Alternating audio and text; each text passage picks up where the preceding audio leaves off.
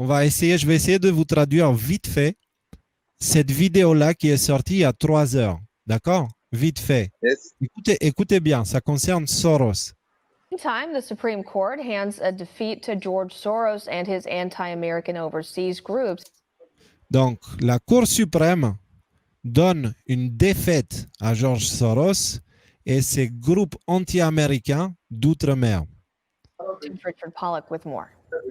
Although it's been barely mentioned in the mainstream press, Même si les médias de masse n'ont pas du tout parlé, the Supreme Court recently dealt a big blow to la Cour suprême a récemment donné un gros coup liberal billionaire George Soros au milliardaire George and Soros his overseas operations. et ses opérations d'outre-mer. On June 29th, the court, in a 5-3 vote, En 29 juin, dans la Cour, sur un vote de 5 contre 3, declared Soros could not use federal funds la Cour suprême a déclaré que Soros ne peut plus utiliser des fonds to pursue anti-American campaigns. pour continuer ses campagnes anti-américaines. Black Lives Matter, Antifa, vous comprenez? Scott Walter, the president of Enfin, je ne vais pas aller plus loin parce que cette vidéo elle est en train d'être traduite par le fils de Pangolin. Elle sera disponible d'ici demain, je pense.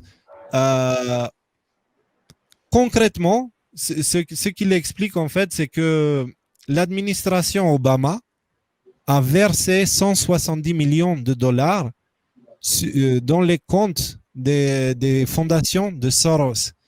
Donc, si on retourne sur 17 et sur l'article Le Grand Échiquier, en fait, Soros, c'est un des trois, d'accord? On avait vu que la dynastie saoudienne est tombée. Soros, maintenant, il est aussi désactivé. Et on va essayer de regarder un petit peu quel était le rôle de Soros. Donc, Soros finance différents groupes d'extrême gauche, Antifa, BLM. Grâce à la corruption des gouvernements, il récupère partiellement des fonds qui viennent des impôts et taxes via la fondation Soros. Cet argent est utilisé pour faire de la propagande afin de maintenir le public dans l'ignorance de ce qui se passe. Donc, moi, j'ai une petite théorie. Alors, c'est une théorie, c'est pour ça qu'on est dans l'after et on se lâche maintenant. La raison pour laquelle on est en train de parler de deuxième vague maintenant et qu'on nous redemande de mettre des masques, etc., c'est parce qu'il n'y a plus de fonds pour financer Black Lives Matter et les Antifa. Parce que c'était des salariés, c'était des putains de salariés qui sortaient dans les rues prétendre que je veux mes droits et je veux ci et je veux ça.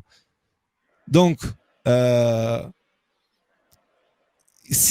la raison pour laquelle... Ça fait quelques jours qu'on entend moins parler, quoi, de tout ça, des mouvements. Bah oui, on entend moins parler parce qu'il y a carrément une vidéo, il y a quelques jours, je ne sais plus où j'ai vu ça, il faudrait que je la trouve, des gens qui criaient Soros, on veut notre argent, on veut notre argent.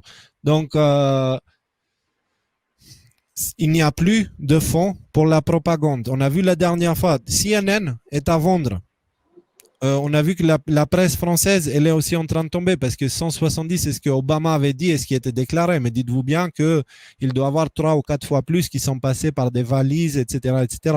Donc, voilà. Donc, gardez en tête aussi, la précédente vidéo, on a parlé de la chute des réseaux pédocriminels. Une industrie qui apportait énormément d'argent.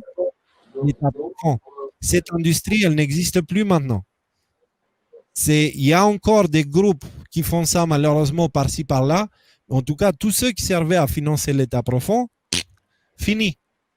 Donc du coup, l'État profond maintenant, il n'y a plus que les Rothschild pour tenir la baraque. Et les Rothschild, ils peuvent être extrêmement puissants, etc. Mais ils n'ont pas la force de tenir la baraque. Les gars, c'est tombé. Tout le poids est sur les épaules des Rothschild. Ils ne peuvent plus se cacher maintenant. La vérité sort.